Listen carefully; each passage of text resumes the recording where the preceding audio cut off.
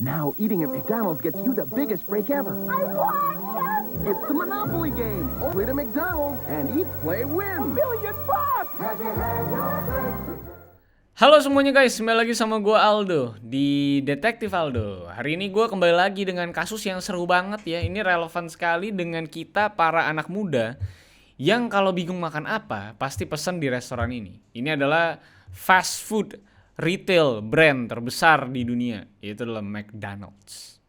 Yang kalau kita di Indonesia kenalnya itu sebagai penjual ayam goreng. Kalau di Amerika tuh burger. Kalau di Cina ayamnya kecil-kecil nih, segini-segini nih. Gue pas beli ya.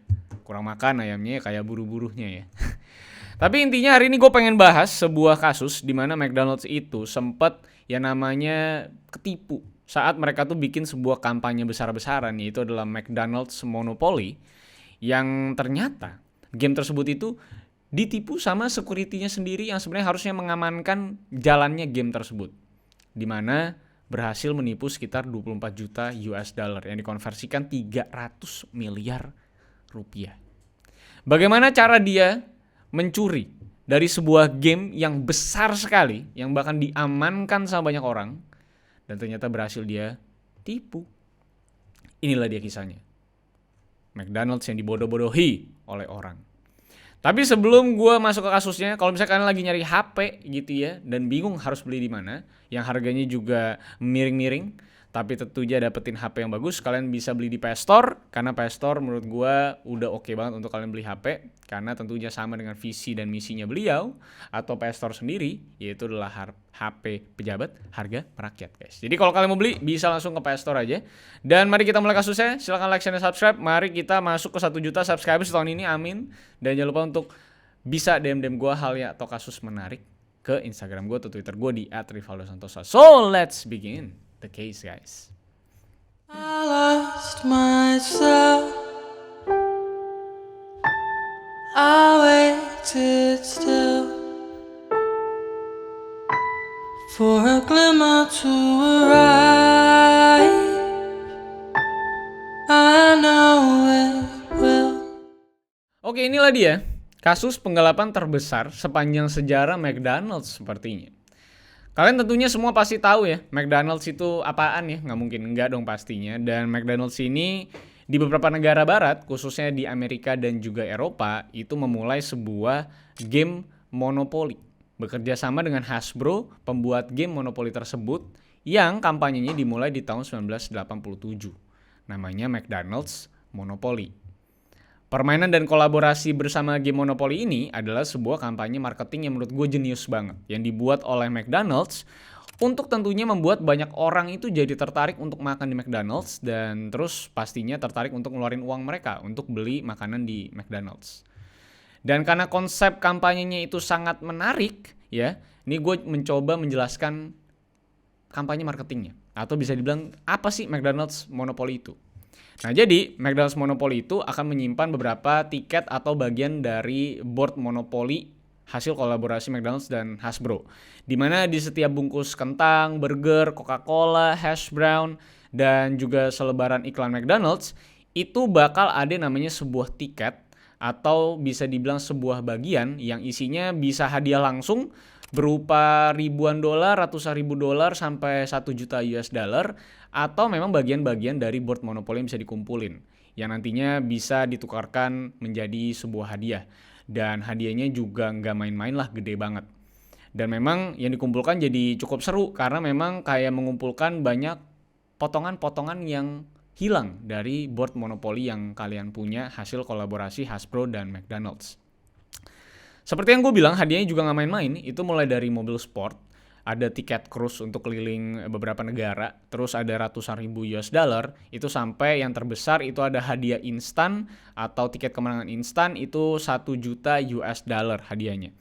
Dan tentunya hadiah sebesar ini pasti ngundang banyak banget orang yang akhirnya berkeputusan untuk datang ke McD, makan di McD dengan harapan bisa menang tiba-tiba dan kaya mendadak. Dan memang tentunya berburu tiket kemenangan ataupun bagian-bagian yang hilang dari monopolinya si McDonald's. Dan tentunya di mana ada duit, di situ juga pasti ada orang-orang jahat yang berpikiran untuk bisa mendapatkan hadiah tersebut. Karena memang saat adanya si McDonald's monopoli ini atau campaign ini lagi berlangsung, itu sempat ada yang namanya perampokan yang terjadi di salah satu restoran McDonald's. Di mana para perampok ini minta ke petugas McD untuk dikasih packaging atau bungkus-bungkus dari kentang goreng, burger, segala macam yang isinya ada potongan ataupun mungkin ada tiket instan kekayaan atau tiket instan kemenangan dari McDonald's monopoli ini. Yang dimana memang menurut gua lucunya adalah kan tentunya para perampok ini akan pulang dan pergi dari restoran itu dengan ngebawa bungkus burger, bungkus kentang goreng, bungkus hash brown, selebaran McD, bungkus minuman Coca-Cola. Yang tentunya bikin cukup kocak ya, karena setelah dia di rumah itu kan dia harus ngepil satu-satu. Karena memang tipe konsepnya adalah lu harus seperti mengupas sesuatu. Nah disitulah ada hadiah ataupun missing piece dari si board McDonald's monopoli itu. Nah tapi tentunya hari ini yang mau gue bahas itu bukan soal perampokan kecil di campaign atau kampanye McDonald's monopoli ini. Tapi yang mau gue bahas adalah soal kasus bagaimana seseorang itu bisa memanipulasi kampanye marketing jenius ini dan berhasil nipu McDonald's itu sebanyak 24 juta US dollar yang kalau dikonversikan ke rupiah itu bisa sampai 300 miliar rupiah. Itu duit banyak banget men. Dan kalau ditukerin ke seribuan bisa berenang lah di duit gitu kan. Nah, kasus super besar ini itu berkutat dengan sebuah nama, yaitu adalah Jerry Jacobson. Profilnya secara singkat, dia adalah seorang yang ditolak di tentara karena bagian tubuhnya yang kurang proporsional bagi para tentara. Lalu pas dia mencoba masuk ke kepolisian, dia sempat diterima, lalu akhirnya dikeluarin karena masalah kesehatan. Dan akhirnya baru pada tahun 1981, istrinya si Jerry Jacobson yang akhirnya juga cerai sama dia, itu membantu si Jerry ini mendapatkan sebuah pekerjaan di perusahaan pengamanan swasta bernama Dittler Brother. Nah, si Dittler Brother ini pada saat itu tuh bertugas sebagai tempat cetak bagian-bagian alias tiket kemenangan untuk McDonald's Monopoly Campaign. Pada saat itu, si Jerry ini bertugas untuk menjadi supervisor, untuk mengawasi para karyawan di sana yang lagi packaging atau yang namanya masuk-masukin atau nyetak-nyetakin itu, supaya para karyawan ini tuh nggak ada satupun yang menyembunyikan bagian atau tiket kemenangan McDonald's Monopoly tersebut. Nah, tugas si Jerry adalah mengawasi hal tersebut. Ini sama lah kalau lu misalnya kayak nonton di film-film yang ada kartel-kartel di mana banyak cewek-cewek yang cuma pakai atasan dan bawahan doang dan masuk-masukin narkoba gitu ke bungkusan. Nah itu sama-sama lah persis-persis kayak gini. Bahkan para karyawan itu setiap mau pulang ataupun pergi itu juga selalu dicek sampai ke sepatu bahkan. Dan Jerry bahkan juga gak mengizinkan para karyawan ini untuk pergi ke WC sendirian. Dan memang selalu didampingin supaya gak ada sama sekali celah untuk mereka itu bisa mencuri potongan-potongan ini. Karena walaupun kesannya campaign yang remeh-temeh dari McDonald's, tapi hadiah yang digelontorkan sama McDonald's itu gede banget. Makanya butuh pengawasan yang sangat-sangat mendetail. Nah, setelah beberapa lama dia bekerja menjadi supervisor dan mengawasi para pegawai dalam memasukkan si kupon-kupon McDonald's Monopoly ini, dan kinerjanya dinilai luar biasa sekali dan dinilai berdedikasi dan bisa dipercaya, setelah dari Dittler Brother, si Jerry ini dipindahkan lagi ke Simon Marketing, sebuah head company yang menghandle langsung marketing McDonald's yang memang pada saat itu punya tanggung jawab terhadap si McDonald's Monopoly. Yang memang setiap tahunnya Simon Marketing ini megang budget marketingnya McDonald's sebesar 500 juta US dollar. Jadi itu banyak banget. Dan memang membawahi Dittler Brother. Makanya karena dia tahu si Jerry Jacobson ini bisa dipercaya, dia ambillah langsung ke si Simon Marketingnya. Dan disinilah si Jerry ini dipromosiin. Setelah jadi supervisor, dia akhirnya jadi security auditor. Jadi bisa dibilang jabatan yang cukup tinggi lah. Jadi dia adalah orang yang bertugas untuk membawa tiket kemenangan instan yang isinya biasa ratusan ribu dolar. Jadi bukan nggak usah ngumpul-ngumpulin lagi tuh missing piece-nya, tapi hanya dengan satu tiket itu lo bisa langsung dapetin hadiah langsung lah bisa dibilang. Ya memang isinya dari ratusan ribu dolar sampai 1 juta US dollar. Dan ada mobil sport dan segala macam semuanya ada di tiket instan biasanya. Dan saat dia nganter-nganterin tiket tersebut ke pabrik-pabrik, itu dia juga dikasih langsung bangku first class sama perusahaan. Dan bahkan dia harus menempelkan amplop berisi tiket jutaan dolar tersebut itu di dalam bajunya. Dan terbang dari pabrik ke pabrik untuk memastikan tiket jutaan dolar atau tiket instan tersebut itu terdistribusi dengan benar dan gak diperjualbelikan oleh oknum. Sekaligus dia juga selalu diikutin oleh auditor swasta yang biasanya adalah wanita supaya Jerry nggak bisa curiga dan emang regulasi perusahaan. Sebenarnya Jerry tahu lah bahwa dia tuh diikutin, cuman memang dia nggak tahu siapa yang ikutin dia. Tapi biasanya auditornya cewek supaya lebih low profile dan nggak terlalu mencolok. Nah, tapi setelah beberapa tahun menjalani pekerjaan ini dengan gaji yang cukup oke gitu ya, cukup banyak lah, bisa dibilang punya rumah yang cukup decent gitu kan, dan memang juga sangat dipercaya oleh Simon Marketing sebagai security auditor, Jerry ini bisa dibilang menemukan sebuah celah bahwa dia itu bisa mendapatkan uang yang lebih banyak kalau mungkin dia bisa menjual tiket jutaan dolar atau tiket instan tersebut dari si McDonald's Monopoly ini ke orang-orang.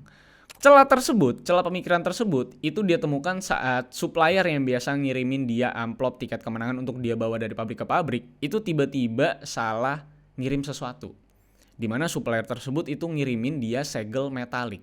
Ya memang segel metalik ini digunakan untuk mensil atau mengamankan amplop yang berisi tiket kemenangan instan tersebut supaya ketahuan kalau udah dibuka atau belum. Nah, dengan salah kirim ini, dengan jumlah yang banyak, segel metalik ini tentunya menjadi sebuah pemikiran baru bagi si Jerry. Jadi Jerry punya pemikiran nih, kalau dia punya segel metalik ini yang banyak, berarti dia tuh bisa buka amplop yang berisi tiket instan kemenangan tersebut, terus keluarin semua tiket kemenangan dari semua amplop tersebut, ganti isinya dengan tiket yang biasa, atau yang hadiah-hadiah rendah, atau missing piece biasa dari Monopoly board, dan bisa dia segel kembali dengan segel metalik yang dia dapetin itu. Dan tentunya dengan cara seperti itu gak akan ada orang yang tahu. Kira-kira itu yang dia pikirkan. Dan dia melakukan semua proses itu dan memang betul-betul dia lakukan itu saat dia lagi di airport menuju pabrik-pabrik pembungkusan McDonald's Monopoly ini. Dan karena dia tahu juga bahwa perusahaan yang punya regulasi dia akan diikuti sama private investigator atau private auditor, makanya dia melakukan penukaran ini itu di WC laki-laki. Karena tentunya di WC pengawasnya ini nggak bisa masuk karena pengawasnya biasanya cewek. Jadi menurut dia paling aman melakukan penukaran ini adalah di dalam kamar mandi. Dan dia tukarlah semua. Diambil untuk tiket-tiket yang gede-gede hadiahnya itu. Dengan diganti sama tiket-tiket yang murah. Nah, dengan proses yang tidak ketahuan ini, dia berhasil tuh jualin tiket-tiketnya dan ngasih ke teman-temannya. Terus udah dari teman-teman terdekat, keluarga-keluarga terdekat gitu ya, dia mulai memperjualbelikan ke ruang lingkup yang lebih besar. Seperti ke tukang daging dekat rumahnya yang dia kasih tiket $10,000 atau tiket instan $10,000, tentunya dengan potongan $2,000 buat dia. Lalu keponakannya dikasih tiket $200,000 dengan potongan $45,000 buat diri dia sendiri. Bahkan dia sempat jual tiket $1 juta ke sebuah gereja dengan potongan yang tidak diketahui. Dan karena memang semua pemenang itu akan diwawancara dan dimasukin ke dalam rangkaian video promosi McDonald's Monopoly, makanya orang yang dia cari juga semakin liar dan semakin random. Mulai dari orang random yang dia temuin, tukang gunting rambut dia, sampai orang-orang gak jelas dari mana aja yang mungkin mau diajak untuk kerjasama untuk menggelapkan McDonald's Monopoly voucher ini atau tiket kemenangan instan ini. Supaya dia nggak bisa dideteksi, kan bahaya kalau misalnya gue kasih ke teman-teman gue dan setelah dideteksi ternyata orang-orang tersebut tuh kenal gue dan tinggal deket gue, nah itu kan berbahaya, bisa dideteksi, makanya dia nyari orang-orang random. Nah bahkan orang-orang random ini itu disewain apartemen dan sebagainya untuk memalsukan tempat tinggal mereka agar nggak bisa dideteksi keterkaitannya dengan dia. Dan tentunya supaya di kemudian hari orang-orang yang menang ini nggak bisa dikoneksikan ke nama si Jerry Jacobson. Atau jadi kelihatannya nggak tinggal dekat rumahnya si Jerry. Jadi nggak mungkin si Jerry ini kenal sama orang-orang ini. Kira-kira itu yang coba dia buat untuk bisa mengaburkan yang namanya aksinya dia. Nah setelah dia tuh merasa sudah cukup banyak uang, dia tahu bahwa dia harus step up the game. Atau bisa dibilang nyari para pembeli voucher ini dengan lebih mudah. Karena agak sulit dia untuk nyari orang-orang kan lama-lama ya di daerah-daerah dia doang gitu kan ya. Nah jadi dia butuh koneksi yang lebih besar untuk bisa ngejual tiket ini ke orang-orang lain yang tentunya punya duit untuk beli dulu. Nah ketemulah dia dengan seorang bernama Gennaro Colombo di tahun 1995 yang mengaku sebagai salah satu anggota dari mafia New York yaitu Colombo Family. Pecah kali, kenal langsung sama mafia gitu ya. Nah, kerjasama bareng Colombo inilah yang ngebuat penggelapan ini itu semakin besar dan makin gak bisa terdeteksi. Karena Gennaro Colombo itu bakal cari pembeli dari mana-mana yang tentunya mau beli tiket kemenangan instan ini, bahkan melatih para pembelinya untuk ngambil hadiahnya dari McDonald's, bahkan nganterin langsung untuk mastiin sang pembeli atau sang pemenang palsu ini supaya nggak ketahuan, dan diminta untuk ngasih alamat palsu supaya nggak bisa dideteksi koneksinya dengan Jerry Jacobson ataupun dengan dirinya sendiri.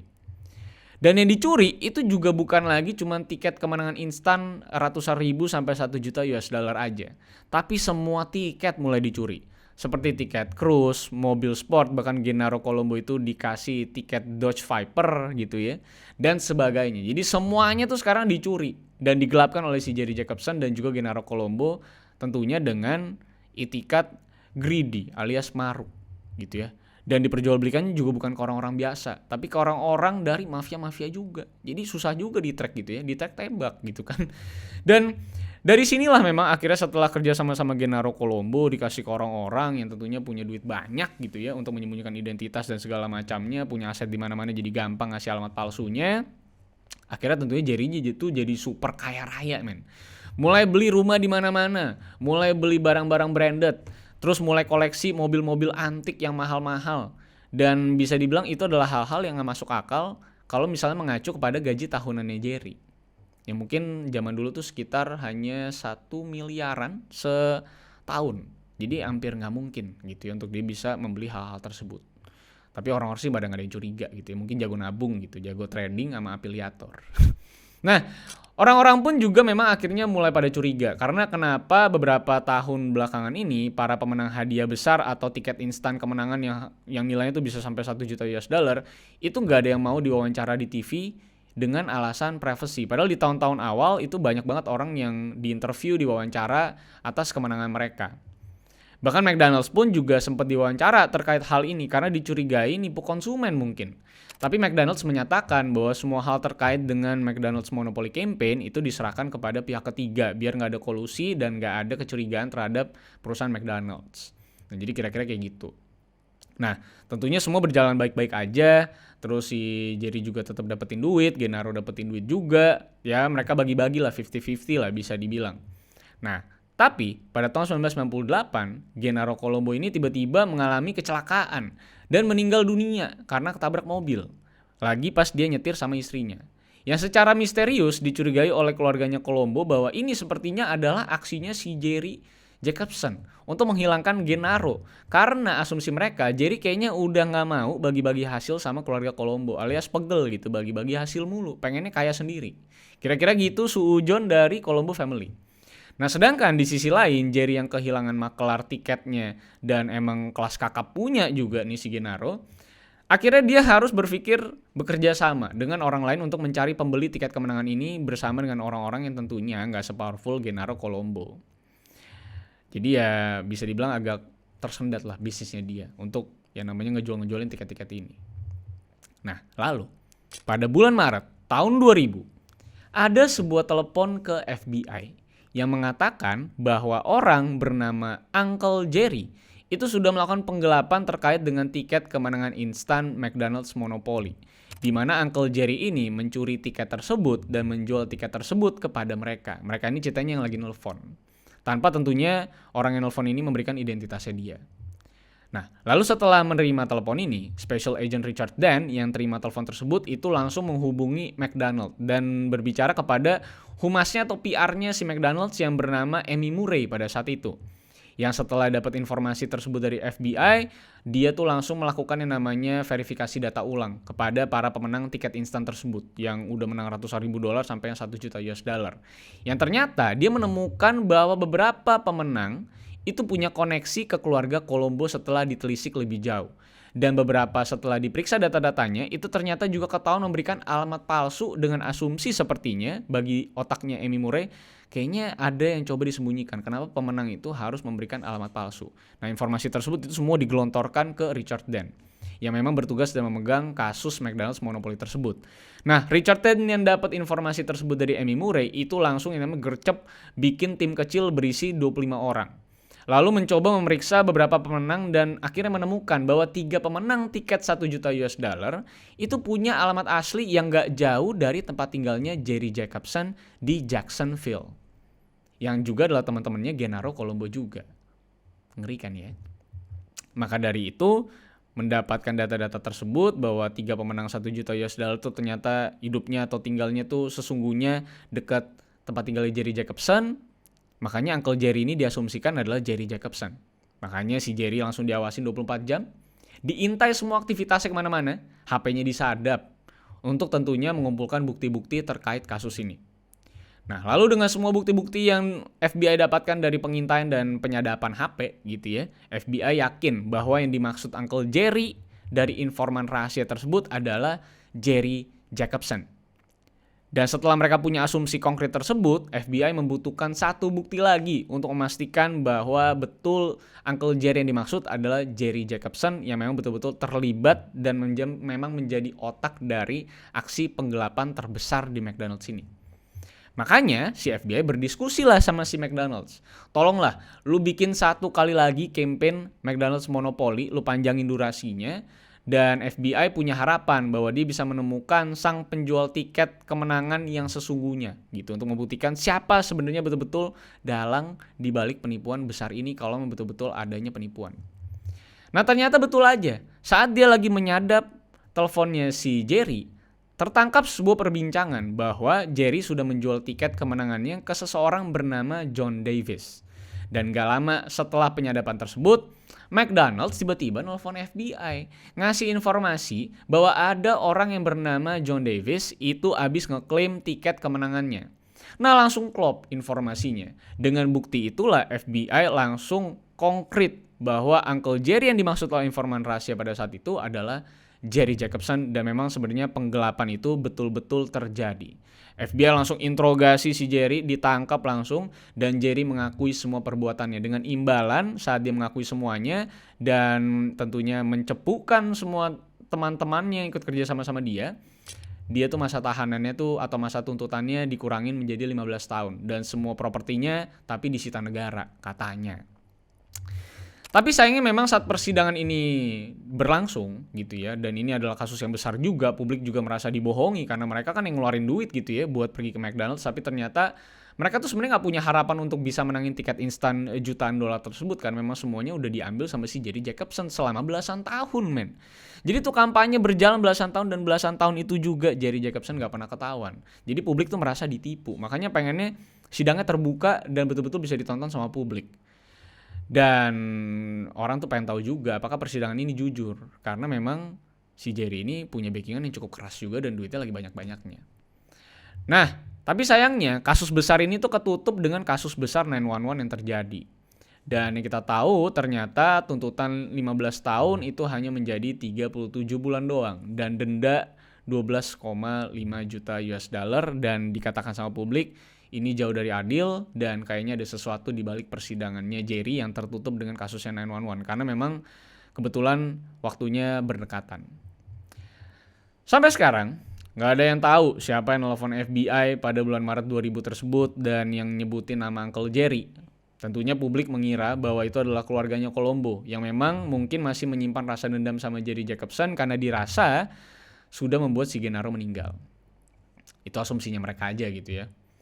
Tapi intinya dari kasus ini, gue tetap salut sama McDonald's. Karena McDonald's menebus kesalahan belasan tahun mereka itu dengan memberikan tiket kemenangan instan secara diam-diam kepada beberapa konsumen McDonald's yang langsung dapat tiket jutaan dolar sebagai bentuk penebusan kesalahan mereka karena mungkin selama bertahun-tahun dia tuh cukup teledor aja menunjuk Simon Marketing yang ternyata teledor juga dalam mengontrol anak buahnya atau si Jerry Jacobson. Yang ternyata Simon Marketingnya juga cukup kotor dalam permainan McDonald's Monopoly inilah intinya. Dan apakah kalau misal lu nanya game ini masih ada atau enggak, tentunya kan kita semua pengen main ya.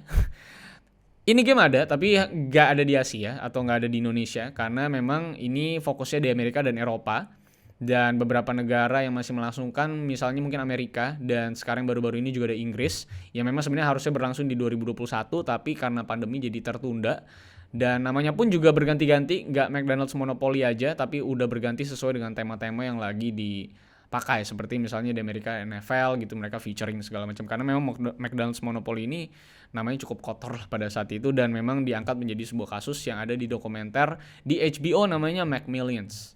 Jadi lu bisa nonton. Dan bahkan berlangsungnya monopoli McDonald ini itu sempat dipromosikan juga atau bintang iklan itu sempat LeBron James pada tahun 2011. Jadi memang ini campaign yang gede banget karena McDonald's pada saat itu di tahun 2000-an aja 1990 80-an aja tuh budgetnya aja tuh 500 juta US dollar Jack per tahun. Jadi emang gede banget McD dalam mengurus marketing campaign-nya dia itu bahkan di Amerika doang. So itulah dia yang bisa gue sampaikan terkait dengan perampokan terbesar menurut gue. Rapih banget, durasinya panjang banget, kaya raya banget, dan dibalut dengan sebuah game yang menceriakan keluarga dalam datang ke McDonald's gitu. Punya rasa penasaran, apa yang aku dapat di makananku hari ini? Apakah aku bisa jadi jutawan? Apakah aku bisa jadi miliarder? Kan gitu ya harapan orang saat ke McD pada saat itu ya. Pengen cepet-cepet buka, nge-peel off, terus ngeliat menangnya gimana gitu. Tapi sayangnya semua itu angan-angan belaka gitu. Tapi salut lah sama McDonald's dalam meresolve masalah ini ya. Walaupun sebenarnya bukan totally salahnya mereka, tapi salahnya Simon Marketing yang sakit jiwa aja gitu ya. Nggak ngurusin dengan benar. Tapi itulah dia kasusnya. Kalau misalnya kalian punya pendapat lain terkait dengan kasus ini, kalian bisa drop di kolom komentar. Terima kasih udah nonton sampai akhir. Jangan lupa untuk like, share, dan subscribe. Follow kita di @rivaldosantosa. Gue ada di Instagram, Twitter. Kalian bisa DM gue kasus atau hal yang menarik. Kalau misalnya kalian punya referensi, nanti gue akan bahas kalau memang betul-betul menarik ya buat diri gue pribadi. So, sampai jumpa di kasus-kasus selanjutnya karena masih banyak kasus yang menarik yang bisa kita bahas dan kita kupas di muka bumi ini. Lebih banyak lagi kalau memang YouTube gak mengimplementasikan dolar kuning. Tapi ya udahlah. See you on the next case, guys. I lost myself. I waited still